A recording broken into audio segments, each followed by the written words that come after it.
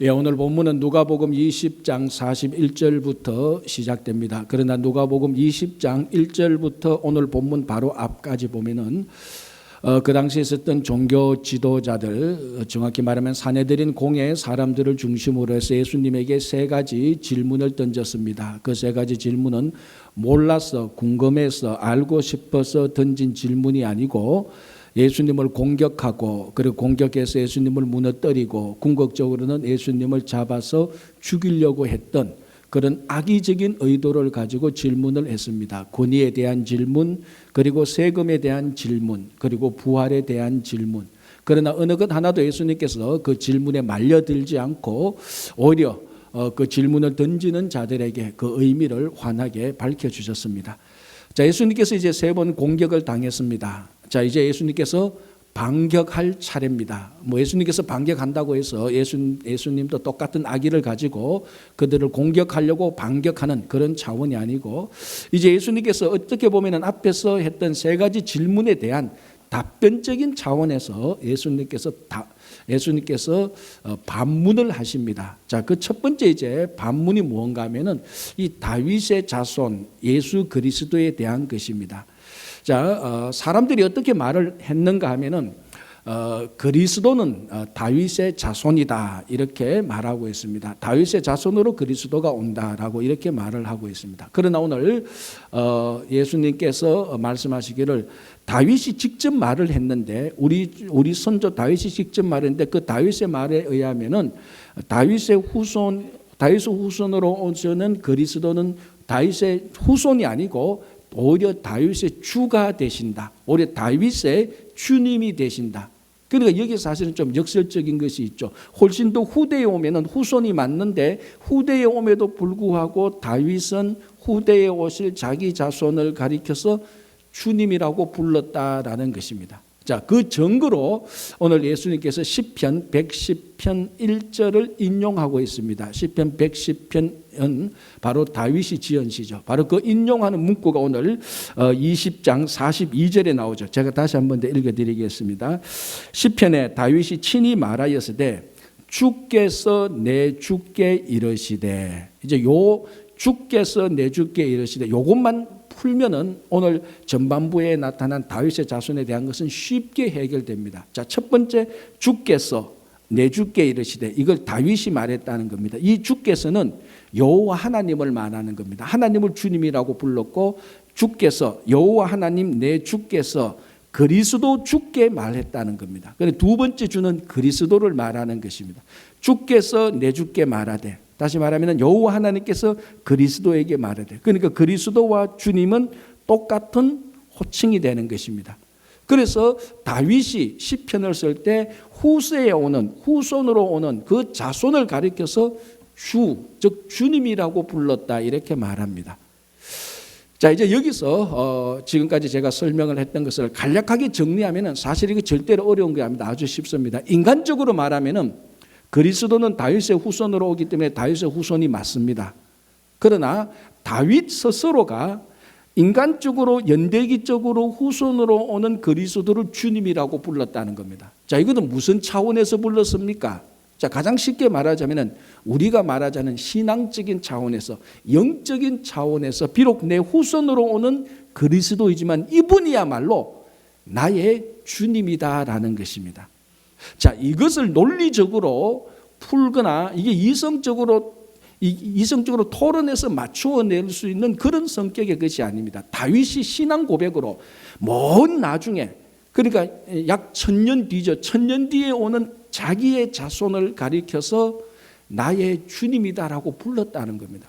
그게 연대기적으로 인간적으로는 맞지 않죠. 그러나 신앙 고백적으로 영적으로 후손으로 오지만 그분이야말로 정말 그리스도, 그 그리스도야말로 나의 주님이다 이렇게 말합니다. 그래서 사람들은 그리스도를 다윗의 자손이라고 말하지만 진짜는 그리스도는 다윗의 자손의 차원이 아니고 다윗의 주님이 되신다라는 것입니다. 자, 이런 차원들을 가장 잘 명백하게 선포했던 분이 사도 바울입니다. 자, 로마서 1장 3절에 바울이 이렇게 말합니다. 로마서 첫 부분이죠. 그의 아들에 관하여 육신으로 말하자면은 다윗의 혈통에서 나셨고 성결의 영으로 말하자면은 죽은 자 가운데서 부활하셔서 능력으로 죽은 자 가운데서 부활해서 능력으로 하나님의 아들이 되셨으니 곧 우리 주 예수 그리스도라. 그러니까 요 문구에 다 들어가 있는 거죠. 육신으로 말하자면은 그 아들 예수 그 예수는 육신으로 말하자면은 다윗의 혈통이다. 다윗의 후손이라는 겁니다. 그러나 성결의 영으로 말하자면은 죽은 자 가운데서 부활하여서 능력으로 하나님의 아들이 되셨고 그분이 우리 주 예수 그리스도라는 것입니다. 그걸 바울이 쉽게 구별해 주는 거 있죠. 쉽게 설명을 해주고 있죠. 육신으로 말하자면 다윗의 혈통에 불과하지만은 성결의 영으로 말하면 그분이 그리스도고 하나님의 아들이고 우리의 주님이다라고 말을 합니다. 다시 고린도후서 5장 16절로 가면 바울은 이렇게 말합니다. 지금까지 자기가 그리스도를 예수를 육신으로 알았으나 이제는 그같이 알지 않겠다라고 말을 합니다. 무슨 말인가 하면 사도 바울이 원래 이름이 사울이었죠. 사울이었을 때 이 사울은 예수라는 사람을 육신으로 알았습니다. 육신으로 아니까 예수에 대해서 어떤 결론을 품고 있었는가 하면은 선지자 같기도 하고 랍비 같기도 하고 말씀도 잘 가르치고 때로는 기적도 일으키는데 가장 괘씸한 건 뭡니까? 율법을 자주 어긴다는 겁니다. 특별히 안식일 율법을 그렇게 잘 어긴다는 겁니다.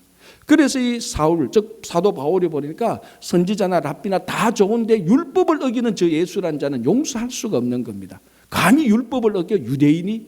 그래서 이 사도 사울은 원래 이름 사울은 예수를 용서하지 못합니다. 예수는 잡아서 감옥에 가둘 사람에 불과한 겁니다. 특별히 예수를 따라가는 사람들, 예수를 따르는 사람들은 잡아서 감옥에 가두어서 죽이거나 감옥에 오래도록 살게 해야 되는 것입니다. 우리들이 잘 알듯이 사도행전 9장에 바로 그 일을 하려고 사울이 다메섹으로 가다가 그 다메섹 도상에서 부활하신 예수님을 만나고 좀 거칠게 말하면 뒤집어진 거죠. 이제 드디어 부활하신 예수를 만나고 난 다음에 이제는 더 이상 육신으로 알지 아니하고 부활하신 예수를 알고 보니까 그분이야말로 하나님의 아들이었고 그리스도였다는 것을 알게 됩니다. 그리고 사도 바울이 그 눈에서 비늘 같은 것이 벗겨져서 거리에 나가서 제일 먼저 선포했던 게 뭡니까? 바로 예수가 그리스도고 예수가 하나님의 아들이었다. 이 두 가지 선포는 육신으로 알던 예수님을 육체로 알던 사울에게 있어서는 결코 일어날 수 없는, 결코 선포할 수 없는 말씀입니다. 그러나 부활하신 예수를 만나니 육체적으로 알던 예수가 아니고 부활하신 예수를 만나니 그분이야말로 그리스도고 그분이야말로 하나님의 아들이고 그분이야말로 나의 주님이 되신다는 것입니다. 그래서 육체대로 알 때는 사도 바울이 예수를 핍박했습니다. 그러나 육체대로 알지 않으니까 사도 바울이 예수님 때문에 자기가 핍박을 받게 되었습니다. 그러니까 간략하게 우리가 쓰는 용어로 정리하자면 사도 바울이 육체적으로 알 때는 율법을 어기는 자요, 고작해야 랍비고 선지자인데 부활하신 예수님 영적으로 믿음으로 보니까 그 예수야말로 진짜 그리스도고 그 예수야말로 나의 주님이고 그 예수야말로 하나님의 아들이라는 것입니다. 이 똑같은 구절 고린도 후서 5장 16절 앞에는요, 사실은 이 구절 앞에 사도 바울이 뭐라고 말했는가 하면은 내가 다른 사람들도 육체대로 알지 않겠다라고 말을 했습니다. 바울은 예수님도 더 이상 육체대로 알지 않고 다른 사람들도 육체대로 알지 않겠다. 자, 이 말은 뭡니까? 우리가 사람을 육체대로 안다는 건 뭡니까? 그 사람의 인종, 피부 색깔, 민족, 그 사람의 출신, 신분, 지위, 학력, 외모 이런 것을 가지고 사람을 알고 판단하는 것, 이걸 육체대로 안다는 것입니다. 사실 우리 대부분은 어느 정도가 아니고 사실은 대부분의 사람들은 대부분 사람을 육체대로 판단하죠. 일단 눈에 보이니까. 그게 우리들이 신앙생활을 하면서도 사도 바울이 고백했던 사람을 육체대로 알지 않겠다고 했던 그 일을 우리가 육체대로 알고 있는 것입니다. 자, 어느 큰 기업의 그 회장의 유능한 여비서가 갑자기 병으로 죽었습니다. 자, 그럼 다시 이제 여비서를 채용해야 됩니다. 공고를 내니까 큰 기업 회장의 여비서니까 유능한 사람들이 다 지원을 했고 그 지원자 가운데 3명을 다 서류 심사에서 딱 뽑았습니다. 그래서 3명을 이제 인터뷰를 합니다. 인터뷰를 하는데 인터뷰하는 사람이 첫 번째 지원자에게 물었습니다. 1 더하기 1이 얼마입니까? 이렇게 물었습니다. 그러니까 인터뷰하는 사람이 무슨 의도가 있겠다 싶어서 1 더하기 1 딱 하니까 일자 두 개를 쓰니까 11 비슷하거든요. 11입니다 라고 말을 했습니다. 그러니까 인터뷰하는 사람이 이 사람이 센스가 있다 이렇게 생각을 했습니다. 자, 두 번째 사람을 불렀습니다. 똑같은 질문을 했죠. 1 더하기 1이 얼마입니까? 하니까 무슨 의도가 있겠다. 그래서 좀 시간을 달라. 내가 답을 하겠다. 그러니까 인터뷰하는 사람이 이 사람은 신중한 사람이구나. 세 번째 사람 1 더하기 1이 얼마입니까? 하니까 2입니다. 얘기를 들어보니까 이 사람은 솔직 담백한 사람이구나. 첫 번째 사람은 센스 있는 사람이고 두 번째 사람은 신중한 사람이고 세 번째 사람은 솔직하고 확신 있는 사람이고 누구를 채용하면 좋을까? 여러분 같으면 누구를 채용하겠습니까? 그렇죠. 예쁜 여자를 선택했답니다. 이게 외모 지상주의죠. 이게 육체대로 사람을 판단하는 거하고 똑같습니다. 신중, 센스, 솔직, 담백, 뭘 필요해요? 외모대로 보면 되지. 그게 우리들 속에 늘 배에 느끼고 사실은 이 우스운 이야기지만 이게 사도 바울이 고백했던 것하고 똑같습니다. 내가 예수를 육체대로 더 이상 보지 않겠다. 그거하고 내가 더 이상 사람을 육체대로 보지 않겠다. 예수님을 진짜 영적으로 신앙 고백으로 믿음으로 보니까 그제서야 정말 이 예수야말로 나의 주인이 되고 메시아라는 것을 고백하게 되는 것입니다.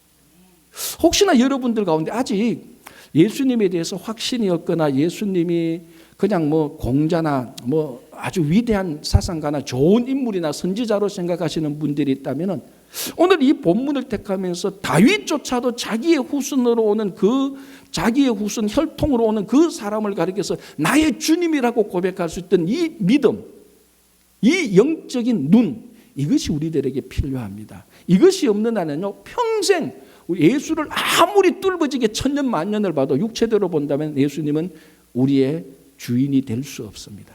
그래서 혹시나 여러분들 아직까지 그렇다면 다시 한번 예수를 육체대로 알지 아니하고 믿음의 눈으로 정말 저분이야말로 나를 구원하시기 위하여 이 땅에 오신 하나님이고 그분이야말로 온 인류를 구원할 수 있는 구세주라는 것을 믿음으로 받아들이면 정말 바울이 고백했던 것처럼 오늘 예수님의 이 가르침대로 예수님은 나의 주님이라고 고백할 수 있는 것입니다. 자, 사람을 볼 때도 똑같습니다. 우리의 눈에는 사람의 외모가 보이죠. 그러나 우리가 정말 성도가 사람을 봐야 될 때는 그 안에 있는 하나님의 형상으로 봐야 되는 것입니다.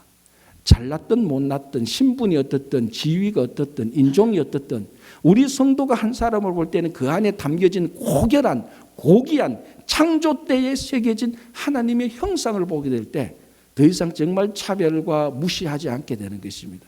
우리가 사람을 차별하고 무시하는 이유가 뭡니까? 육체대로 판단하니까 그렇죠. 내가 저 사람보다는 힘이 있지. 내가 저 사람보다는 지위가 우월하지. 내가 저 사람보다는 요거 낫지. 이런 육체대로 판단하니까 눈에 보이는 거로 판단하니까 그 안에 교만이 트고 사람을 무시하고 차별하게 되는 것. 그러나 하나님의 형상으로 보면 우리는 똑같은 하나님의 형상입니다. 그래서 다시 한번 예수 그리스도를 육체대로 보지 않듯이 사람들도 육체대로 보지 않을 때 예수님을 우리의 구주로 고백하고 정말 사람들을 우리 형제자매로 맞이할 수 있는 것입니다. 자, 이제 두 번째 예수님께서 서기관들에 대해서 얘기를 합니다. 자, 이 서기관들은 원래 서기관들은 어떤 사람들인가 하면은 성전 안에서 율법을 가르칠 수 있는 라이선스를 가진 사람입니다. 정말 학식이 있고 그 당시에 뛰어난 엘리트죠. 최고의 종교 엘리트라고 말을 할 수 있습니다. 자, 이 서기관들에 대해서 예수님께서 말합니다. 이 서기관들은 긴 옷 입는 것을 좋아하고 시장에서 문안 받는 거 좋아하고 그리고 회당에 가면 높은 자리에 앉고 잔치에 가면 윗자리에 앉는 사람들이다. 이런 사람들을 삼가하라라고 말합니다. 자, 긴 옷을 입는 게 뭡니까? 긴 옷은요 비싼 옷이고 화려한 옷이고 그러니까 귀족들이 입는 옷이고 종교적으로 말하면 성전에서 제사장이나 입는 옷입니다. 자, 그런 옷을 입고 거리에 나왔을 때 사람들 눈에 확 뜨이죠. 딱 외모로 봐서 뭡니까? 옷으로 딱 봐서 이 사람은 우리하고 신분이 다르구나. 거룩해 보이고 경건해 보이고 그리고 지위가 있어 보이고 이 서기관들이 그런 긴 옷을 입고 활보한다는 것입니다. 자, 여기에 담겨져 있는 예수님의 말씀의 내용은 뭡니까? 자기 과시죠. 여러분, 이 심리적으로 보면요, 속에 덩기 없는 사람이 외부적으로 화려하게 치장하는 경향이 있습니다. 꼭 뭐 심리적인 용어를 들이키지 않더라도 우리 경험도 그렇잖아요. 속에 덩기 없으면 허합니다. 그러면 어떡합니까? 이걸 보상하는 심리로 자꾸 밖에 걸 치장합니다. 이것도 갖다 붙이고 저것도 갖다 붙이고 이것도 쓰고 요렇게도 만들고 저렇게도 만들고 치렁치렁하게 다닙니다. 왜? 속이 없으니까. 속이 없는 것을 밖에 거라도 메이크업 하려고 하는 심리가 있습니다. 그러나 속에 정말 가득 차 있으면은 밖에 그 치장하는 게 더 귀찮죠. 왜? 속에서 자연스럽게 흘러나오니까. 그런데 이 서기관들이 지금 긴 옷을 입고 자기 과시를 하려고 하는 근본적인 목적은요, 자기 속이 없으니까 이걸 자꾸 커버하려고 하고 위장하려고 하고, 그래서 속에 없는 것을 감추고 다른 사람들한테 긴 옷을 입어서 경건한 척, 귀족인 척 자기 과시를 하게 되는 것입니다. 자, 두 번째는 뭡니까? 시장에서 무난받는 거죠. 시장에 쫙 가고 긴 옷을 입고 시장에 쫙 가면 사람들이 오셨습니까? 라고 인사하고, 멀리서라도 오셨습니까? 손을 드는, 그게 기분이 좋은 겁니다. 무슨 말인가 하면 관심을 받고 싶어 하는 것이죠. 한국에서 한국 젊은이들이 이런 단어가 있답니다. 이 관종이라는 단어가 있답니다. 우리 젊은 분들 아십니까? 관종. 뭐의 약자입니까? 아는 것 같은데. 역시 젊은 사람. 관심 종자래요. 이게 뭔가 관심을 받는 종자래요. 이 좋은 뜻이 아니거든요. 비꼬거든요. 제 관종이야 그러면은 모든 모임에서 자기한테 관심을 줘야 안 삐집니다. 그래야 친구가 되는 거예요. 모든 일. 그러니까 이게 사람이 그러니까 좀 자기 위치나 자기 행위나 자기 그 포지션에 따라서 오버하게 더 많이 관심을 받아야만 자기 존재가 확인되는 사람. 이런 사람을 비꼬아서 좀 속어 비슷하게 관종, 관심 종자다 이렇게 말을 합니다. 이 책을 찾아보니까 사람들이 왜 이렇게 관심을 오버하게 받아야 되는가 보니까 의학 용어로 자기애적 인격 장애래요. 참 이 말이 어려워요. 자기애적 인격 장애, 알 것 같기도 하고 모를 것 같기도 하고. 그래서 좀 읽어봤습니다. 도대체 자기애적 인격 장애가 무슨 말인지 쭉 읽어보니까요, 정체성 결핍이에요. 그걸 그렇게 복잡하겠어요. 저한테 물으면 제가 잘 설명해 줄 건데 쭉 읽어보니까 결국 이거 자기 정체성이 없다는 거 아니야? 그걸 자기애적 인격 장애래요. 제주도 좋아요. 쉬운 걸 이렇게 어렵게 만드는 제주도 참 좋아요. 왜 사람들한테 오바해서 과하게 관심을 가지려고 합니까? 자기 정체성이 약하니까 그렇습니다. 여러분, 정말 자기 정체성이 확실한 사람은요, 옆에 사람이 무슨 말을 해도 흔들리지 않습니다. 자기 정체성에 뿌리가 없으니까 다른 사람이 좋다 그러면 좋은 줄 알고 나쁘다 그러면 나쁜 줄 알고, 오늘은 이쪽 내일은 저쪽, 사람들이 관심 안 가지면요, 내가 이 세상에서 왜 살아야 되는가 이렇게 말하고, 약간 관심 가지면 좋아하고, 정체성이 없는 겁니다. 혼돈이 되는 거예요. 자, 이 서기관들이 지금 그 정체성이 흔들리니까 사람들에게 시장에 나가서 사람들에게 문안받을 때 자기 존재가 확인되는 겁니다. 그렇지, 내가 이만큼 존경받을 만한 사람이지. 그렇지, 저 사람들은 내게 손을 흔들어야 되지. 왜 그렇습니까? 정체성이 없으니까. 어떻게 보면요, 이 서기관들요, 관심 종자들이에요. 자, 우리가 예수 그리스도를 믿는다는 것은 우리의 정체성이 완전히 거듭나는 겁니다. 지금까지는 어떻게 살았든지 간에, 무엇을 했던 사람들이지 간에 예수 그리스도를 딱 믿는 순간, 주님을 나의 구주로 고백하는 순간 우리의 정체성 1번이 하나님의 자녀, 믿는 자가 되는 겁니다. 그게 우리 정체성의 1번이에요. 그게 되어야 되는 겁니다. 그게 신앙을 가진 사람들입니다. 그게 흔들리니까 마치 인기 연예인들이 인기 떨어지면 흔들리는 것처럼 사람들이 오락가락하는 겁니다. 그래서 굳이 쉽게 말하면 이런 스타일이죠. 집에 가만히 있으니까 좀 심심합니다. 막 흔들립니다. 불안합니다.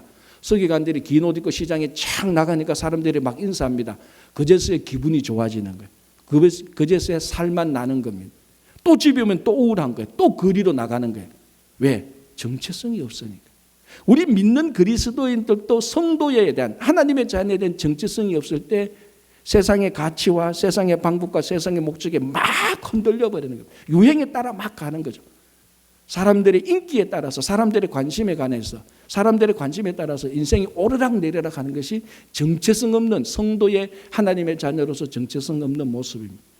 정말 우리가 그리스도 안에 있으며 정체성이 있다면 세상이 어떤 바람으로 흔들려도 전혀 흔들림이 없는 것입니다.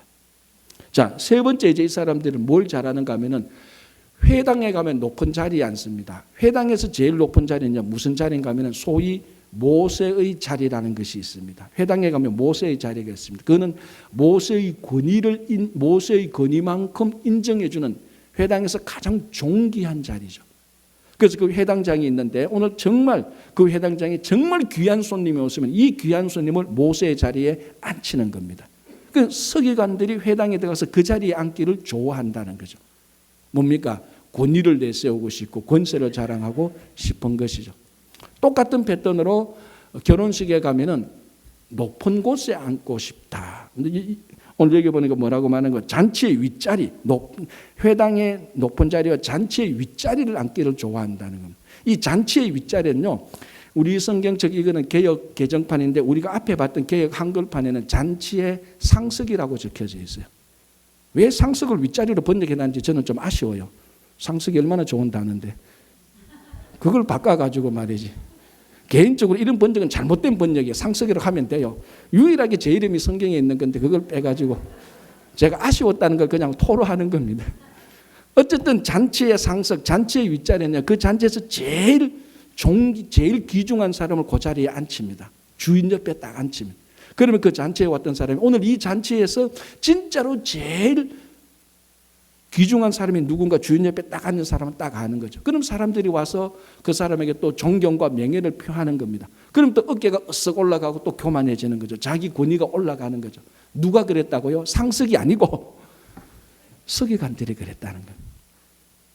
바로 이런 사람들, 그러니까 이 자기 권위와 권세를 자랑하고자 하는 교만의 욕구가 나타난 것이. 그리고 한번 보십시오, 여러분. 회당이나 잔치에 가는데 높은 자리 윗자리에 앉고 시장에 나가면 무난받고 긴 옷 입고 그것들을 보면 굉장히 경건한 모습이 나타납니다. 굉장히 경건하고 상위층 그런 모습이 나타납니다. 자, 그런데 이런 사람들이 이까지는 괜찮다 하더라도 이런 사람들이 뭘 어떻게 한다고요? 오늘 본문을 보면 이 서기관들이 과부의 가산, 과부의 재산을 삼켜버린다는 겁니다. 자, 이게 무슨 상황인가 하면은 남편이 죽게 될 때 자기 아내의 재산을 서기관들에게 위임합니다. 그러니까 이 서기관들이 재산 관리 변호사 역할을 하는 것이죠. 자, 그러면은 이 과부의 재산을 위임받아 이 과부의 재산을 이제 책임지고 있는 서기관들의 제일 중요한 업무는 뭡니까? 이 과부의 재산이 잘 유지되도록 잘 관리해 줘야 되는 겁니다. 그런데 서기관들이 어떻게 합니까? 유지해주는 척, 관리하는 척 하면서 자기가 다 중간에서 다 착복해버리는 아주 나쁜 짓을 했다는 것. 그리고 또 뭡니까? 길게 기도했다는 겁니다. 기도 내용이 많아서 길게 기도한 것이 아니고 사람들한테 잘 보이려고, 거룩하게 보이려고 기도했다는 거죠. 자, 이런 모습들, 그러니까 쉽게 말하자면 겉은 거룩하게 보이는데 속은 착복하고 형식과 허례의식이 가득했습니다. 겉과 속이 완전히 다른 거죠. 우리는 이런 단어를 한자로 위선이라고 말을 합니다. 전형적인 위선의 케이스입니다. 긴 옷 입고 무난받고 높은 자리에 가서 거룩하고 경건한 척하지만은 아주 가난하고 약한 자들의 재산을 착복하고 사람들이 나타나면 보이는 척 길게 기도하면서 그 기도의 내용은 하나도 없고 중언부언하는 이런 위선들의 모습을 보여줍니다. 그래서 예수님께서 서기관들을 삼가하라. 디모데후서 3장 5절을 보면요, 사도 바울은 이런 사람들에 대해서 뭐라고 말하는가 하면 경건의 모양은 있지만 경건의 능력이 없는 사람이다라고 말을 합니다. 그래서 바울은 이런 사람들을 갖다 버리라고 말을 합니다. 공동체 내에서 경건의 모양만 있고 경건의 능력이 없는 사람은 갖다 버려버려라 이렇게 말합니다. 공동체에 전혀 도움이 안 된다는 것이. 우리 그 2세들 우리 이민 생활을 하고 우리가 이민 생활 가운데 신앙 생활을 같이 하고 저는 목회를 하면서 참 늘 우리가 고민하고 해결해야 될 중요한 일들 중에 하나가 우리 자녀들이 성인이 되어서 우리 1세가 원하는 만큼 신앙 생활을 잘 안 한다는 겁니다. 뭐 옳다 그르다를 떠나서 그게 드러난 현상이고 통계 수치죠.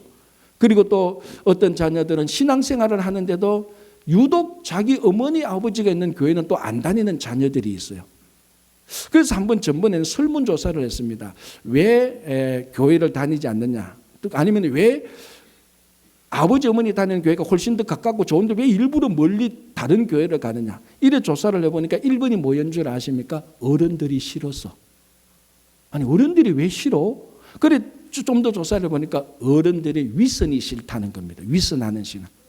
왜? 어릴 때 봤잖아요. 누구를 봤습니까? 자기 어머니 아버지를 본 거예요 사실은.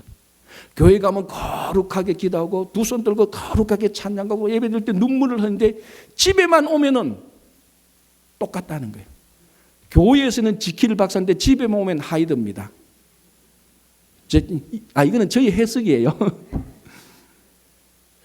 집에만 오면 하이드인데 교회 가면 또 고상한 지킬 박사로 바뀌는.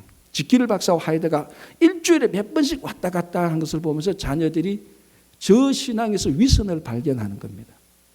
물론 다 그렇다는 건 절대 안 돼요. 일부입니다. 일부.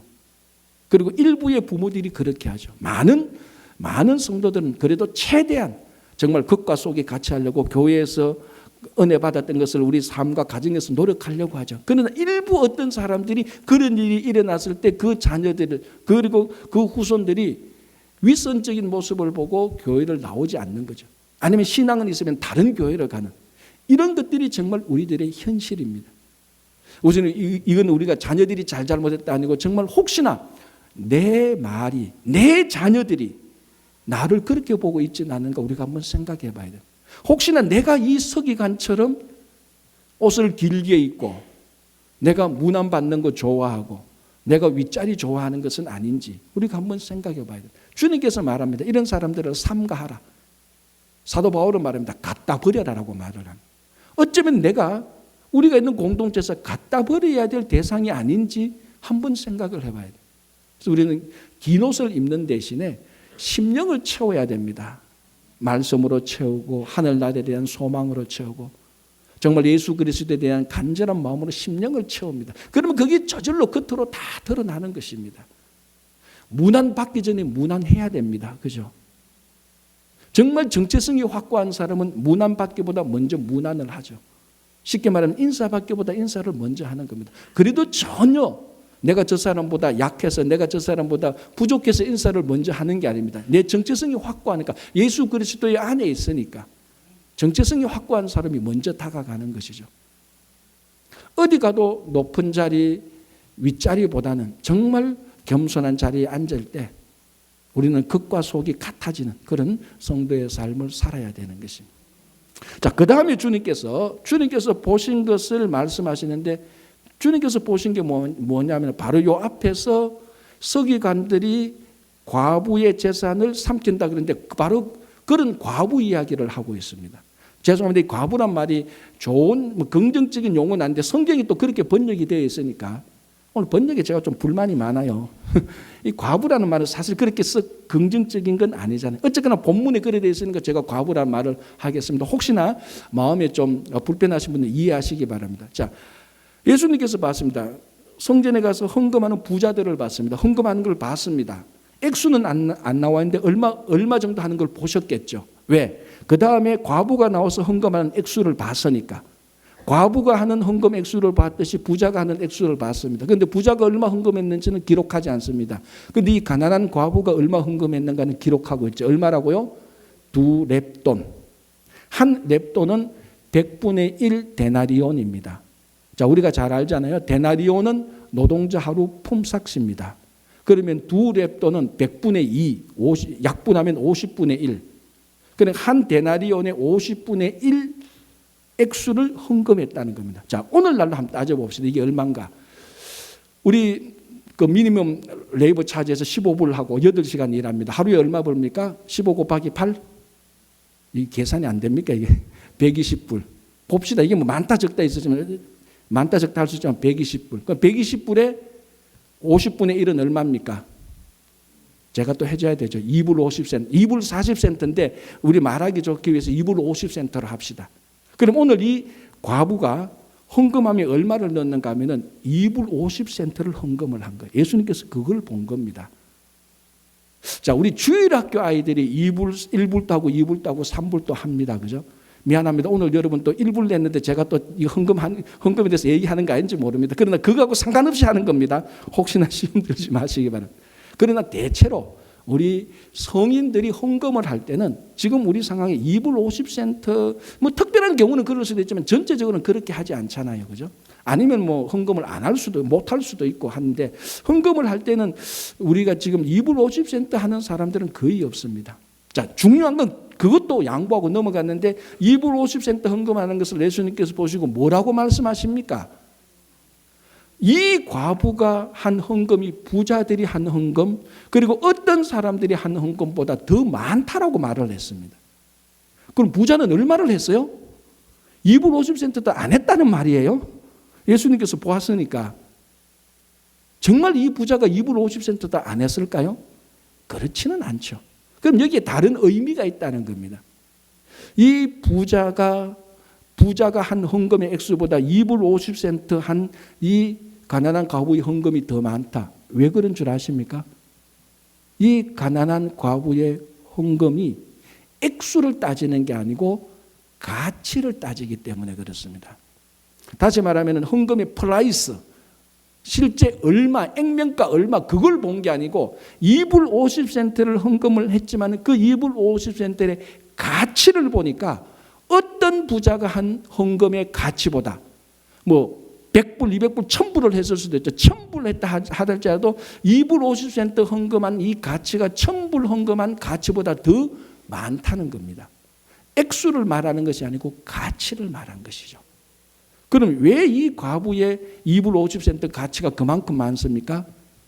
자기 생활비 전부를 드렸기 때문에 그렇습니다. 그러면 무조건 자기 생활비 전부를 드리면 이렇게 가치가 있습니까? 그럴 수는 있죠. 그러나 중요한 것은 자기 생활비 전부를 드린다는 의미가 뭡니까? 그만큼 희생하고 온전히 바친다는 겁니다. 2불 50센트 이거 내 전 재산인데 이거 내가 하나님께 다 드리면은 내 삶 전체를 다 바치는 겁니다. 정말 오늘 저녁에 누구나도 하나님이 어떤 누구의 도움이 손길이 없으면 오늘 저녁부터 쫄쫄 굶어야 됩니다. 잘 때도 없습니다. 내일 아침도 굶어야 됩니다. 그러니까 이 사람은 자기 생활 전체를 걸고 하나님께 바친 겁니다. 액수가 중요한 것이 아니고 가치가 중요한 것이죠. 그래서 주님께서 이 가치를 보고 가치가 어떤 사람의 헌금의 가치보다 더 많다는 것입니다. 혹시나 해서 또 말씀드렸는데 헌금 액수가 작다고 무조건 가치가 있는 건 또 아닙니다. 정말 가치, 거기는 희생이 들어가는 겁니다. 내가 이거 하나님께 드리면서 이만큼 희생을 기쁘게 감당하겠다는 그 희생이 들어갈 때, 온전한 헌신이 들어갈 때에 하나님께서 많다라고 인정을 하는 거예요. 그래서 오늘 이 본문은요, 과부 이야기는요, 헌금 얘기, 돈 얘기가 아니에요. 가치 얘기고 우리 헌신 얘기고 희생 이야기를 말하고 있는 것입니다. 자, 대공황 때에 한 청년이 자기 전 재산이 1달러가 있었던 청년이 있습니다. 그런데 그 다음 날에 이 1달러를 가지고 다른 주에 가서 일을 하도록 되어 있습니다. 이제 공장에 다 이제 우리말로 하면 인터뷰하고 다 채용이 다 결정되었습니다. 이제 그 다른 주로 가는데 꼭 그 티켓 값이 고속버스를 타고 가야 되는데 고속버스 티켓 값이 딱 1불입니다. 그래서 내일 아침에 이 1불 가지고 고속버스 티켓을 끊어 가지고 그 주에 가서 이제 일을 하면 됩니다. 일을 하면 그때부터 먹고 살도록 되어 있는 바로 이런 상황입니다. 이런 상황에 이 청년이 주일날, 그러니까 일하러 가기로 한 날은 월요일인데 주일날 교회 가서 하나님께 예배를 드렸습니다. 예배를 드리는데 예배 마칠 때쯤 무슨 순서가 있습니까? 그렇죠. 헌금 순서가 있는 거죠. 저희들은 도로미 사지만 이제 그때 정도는 다 헌금 바구니를 다 돌렸잖아요. 중간쯤 앉아 있는데 헌금 바구니가 오는 거예요. 앞줄, 첫째 줄, 둘째 줄. 호주머니는 딱 1불밖에 없습니다. 어떻게 하냐? 이거 만약에 여기서 1불이 안 되면 내일 그 주까지 갈 수가 없습니다. 그 다른 주까지 갈 수 없으면 일을 하지 못하고 그럼 굉장히 삶이 다 무너지는 겁니다. 하나님께 드리고는 싶은데 고민이 생기는 거예요. 어떻게 하나? 헌금 바구니는 자기 앞에 착착착 옵니다. 그래서 이 청년이 결심합니다. 좋다. 50센트를 내자. 대신 50센트 가지고 그 주까지 가는데 절반까지만 가자. 그리고 그 나머지 절반은 내가 걸어가자. 그래서 50센트를 헌금하고 그 다음날 아침에 50센트 가지고 버스터미널에 가서 그 도시 가는 절반까지 티켓 가서 끊어서 그 절반까지 가서 내렸습니다. 자, 이제 어떻게 해야 됩니까? 걸어가야 되죠. 그래서 터벅터벅 걸어갑니다. 터벅터벅 걸어가는데 버스터미널에서 내렸던 그 도시의 마지막 끝을 지나가고 다른 주로 넘어갈 바로 그때쯤 옆에 공장이 있는 거예요. 공장에 보니까 공장 대문 앞에 일꾼 구함, 주당 5불. 원래 자기는 2불 50센트, 주당 2불 50센트 받으려고 그 도시로 가려고 그랬는데, 버스 타고 가려고 그랬는데, 지금 옆에 보니까 주당 5불 2배나 더 준다는 거예요. 그래서 그 공장에 들어가서 정말 주당 5불 주느냐, 사람 구하느냐, 5불 준다, 사람 구한다, 너 하겠느냐, 네 하겠다. 여러분 그때 어떻게 하겠습니까? 해야죠. 당장 해야죠. 모든 조건이 다 좋은데. 그래서 이 청년이 거기 가서 열심히 주당 5불을 받았습니다. 그럼 어제 50센트 냈는데 5불 받게 된 10배에 더 보장을 해 주신 거죠. 그리고 열심히 일을 해서 결국 그 공장도 인수하고 난 다음에 유명한 그 공장이 신발 공장인데 유명한 신발 공장의 오너가 됐다는 겁니다. 물론 이 이야기는 전형적인 우리가 하나님께 드리면 하나님께서 갚아주신다는 전형적인 하나님께서 보상해 주신다는 이야기입니다. 이게 잘못됐거나 틀렸거나 나쁜 얘기가 아닙니다. 이건 정말 이 나름대로 가치가 있는데 오늘 본문과 연관해서 우리가 중요하게 생각할 게 있습니다. 뭡니까? 이 청년이 도시 자기의 원래 거리의 절반을 걸어가기로 작정을 하고 자기 삶을 그만큼 걸어가기로 작정하고 희생하고 하나님께 50센트를 드렸다는 것. 하나님께서 그 가치를 본 것입니다. 그 가치를 보고 하나님께서 그 청년의 미래를, 인생을 인도해 주시는 것입니다. 여러분, 오늘 이 과부가 드렸던 이 2불 50센트 두 렙돈의 가치, 예수님께서 그걸 보신 것입니다. 두 렙돈을 보았지만 2불 50센트를 보았지만 그 속에 담겨져 있는 희생과 헌신의 가치를 본 것입니다. 여러분, 이게 헌금, 물질에만 해당되는 겁니까? 시간도 똑같습니다. 여러분, 우리가 하나님을 위해서 우리가 시간을 내야 되죠. 근데 많은 분들이 말합니다. 지금 바쁘고 피곤하고 할 일이 많으니까 나중에 시간 남을 때 하겠습니다. 은퇴하고 하겠습니다. 물론 은퇴하고라도 하면은 좋지요. 나쁘다는 건 아닙니다. 그러나 여러분, 은퇴하고 남은 엑스트라 시간, 은퇴하고 남은 20시간을 하나님께 드리는 것보다 지금 이 귀한 시간을 하나님을 위해서 먼저 떼어놓는 30분이 은퇴하고 남은 20시간보다 훨씬 더 가치가 있는 것입니다. 시간이 가치란 게 그런 거 아닙니까? 20시간, 30시간보다 지금 가장 내가 황금기에 이 귀중한 시간, 우리말로 하면 내가 1시간을 일하면 얼마나 버는데 30분을 일해도 얼마나 버는데 그러나 그 귀중한 시간을 하나님을 위해서 따로 떼어놓을 때 이 시간의 가치는 은퇴하고 30시간, 40시간보다 훨씬 더 가치가 있는 것입니다. 물질만 아닙니다. 시간도 똑같습니다. 재능도 똑같습니다. 지금 재능이 많아서 사람들이 나를 필요로 합니다. 이곳저곳에서 오라고 말합니다. 그래서 하나님을 위해서 일할 시간도 없고 재능 사용할 여유도 없습니다. 말합니다. 내가 은퇴하고 난 다음에 사람들이 나를 부르지 않을 때 내가 하나님의 일을 하겠다. 그때는 하나님도 안 부릅니다. 지금 한참 지금 한참 황금기 때 하나님을 위해서 지금 일을 하는 겁니다. 그렇다고 뭐 직업을 팽개치고 하라는 그런 건 아닙니다. 정말로 내 삶의 희생과 온전한 헌신을 각오하고 하나님께 나아갈 때 그게 진짜 하나님께서 보시는 가치라는 것입니다. 얼마나 많은 시간이냐, 얼마나 많은 능력이냐, 얼마나 많은 액면가, 헌금이냐, 물질이냐, 그거보다 얼마나 많은 가치가 있느냐는 그거를 보는 것이에요. 오늘 여러분들께서 우리에게는 다 숨겨진 가치가 있습니다. 내 돈이 비록 얼마 되지 않지만 하나님께서는 그 액면가를 보지 않습니다. 그 안에 담겨지는 가치를 보는 것이죠. 그래서 어떤 사람은 죄송합니다. 자꾸 돈 얘기를 해서 하지만 그런 돈이 아니까 100불 헌금을 하는데 어떤 사람은 그 100불 안에 100만 불의 가치를 헌금하는 사람도 있고요. 100불을 헌금하면서 1불도 안 되는 가치의 헌금을 하는 사람들도 있을 겁니다. 우리가 어떻게 하나님께 우리 삶을 헌신해야 됩니까? 거기에는 희생이 필요합니다. 오늘 이 과부를 보십시오. 생활비 전부를 드렸습니다. 자기 삶 전체를 희생했습니다. 참 우리 이민사회에서 희생이란 말하기가 참 두렵습니다. 바쁘고 피곤하고 삶도 힘들고 어려운데 거기에다가 희생까지 말하니까 사람들이 전부 다 기겁을 하고 물러나는 거죠. 그러나 이민사회든 어떤 사회든지 간에 신앙은 우리들에게, 십자가는 늘 우리들에게 희생을 요구하는 것입니다. 헌신과 성김과 봉사에 희생이 없다면 거기는 아무런 가치가 없습니다. 그냥 시간만 내놓고 물질만 내놓고 재능만 내놓지 하나님께서 보시는 가치는 하나도 없습니다.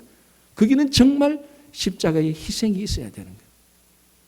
그래서 가치 있는, 우리 삶에 가치 있는 그것은 희생이 우리를 가치 있도록 하는 것입니다. 자, 오늘 세 가지를 봤습니다. 다 동떨어진 얘기 같습니다. 다윗의 자손이 뭐 인간적으로 자손이냐 영적으로 뭐냐, 자, 이 이야기, 그리고 서기관들 이야기, 그리고 과부 이야기, 다 이 세 개가 동떨어진 이야기 같은데요, 가만히 살펴보면 한 가지 똑같이 말하고 있습니다. 뭡니까? 보이지 않는 것을 보라는 것입니다. 자, 보이는 육체의 관점으로 봤을 때 예수 그리스도는 그냥 자손입니다. 다윗의 자손입니다. 그러나 믿음으로 볼 때, 믿음으로 우리가 만약 영적으로 볼 때 예수 그리스도는 우리의 주님입니다. 겉으로 봐서는, 육체로 봐서는 결코 우리가 고백할 수 없는 것을 말하고 있습니다. 서기관들 겉으로 얼마나 거룩합니까? 그런데 그 속에는 위선이 들어가 있습니다. 과부의 눈에 보이는 두 랩돈, 그러나 그 속에는 엄청난 가치가 들어가 있어요. 이 이야기가 다 별개의 이야기겠지만 딱 하나를 말합니다. 끝이 아니라 속을 보고 계신다는 것입니다. 보이는 것이 중요한 것이 아니고 보이지 않는 것에 영원한 가치가 있다는 것입니다. 여러분, 신앙이 뭡니까? 보이는 것 쫓아가는 게 그게 무슨 신앙입니까? 종교생활이지, 취미생활이죠. 정말 신앙은 보이지 않는 것을 확실하게 믿고 거기에다가 영원한 가치를 두고 살아가는 겁니다. 보이지 않는 하나님을 영원히 믿는 겁니다. 보이지 않는 성령께서 나와 함께 한다는 확신을 가지고 있습니다. 여러분들이 예수님께서 십자가에 달려 돌아가시는 것을 눈으로 보지 못했지만 성경을 통해서 그것을 믿을 때에 우리에게 십자가의 능력이 주어지는 겁니다. 그게 신앙 아닙니까? 보는 것 다 믿는다면 그건 신앙이 아니죠. 누구든지 예수 안 믿는 사람들도 보는 것은 다 믿고 알 수 있습니다. 그러나 우리는 보이지 않는 것에 영원한 가치를 두고 보이지 않는 것에 흔들림 없이 믿음 위에 서서 살아가는 것입니다. 그래서 정말 우리가 한평생 살아가면서 이 세상은 끊임없이 우리들에게 보이는 것만 보라고 말을 합니다. 우리는 보이는 것 외에 보이지 않는 것이 중요한 가치, 그게 신앙의 가치고 믿음으로 보는 것입니다. 그래서 여러분들 앞으로 살아가면서 더욱더 보이는 이 세상에 휘둘리지 말고 보이지 않는 영원한 세계를, 보이지 않는 영적 세계를, 보이지 않는 가치를 추구하는 여러분 되시기를 바랍니다.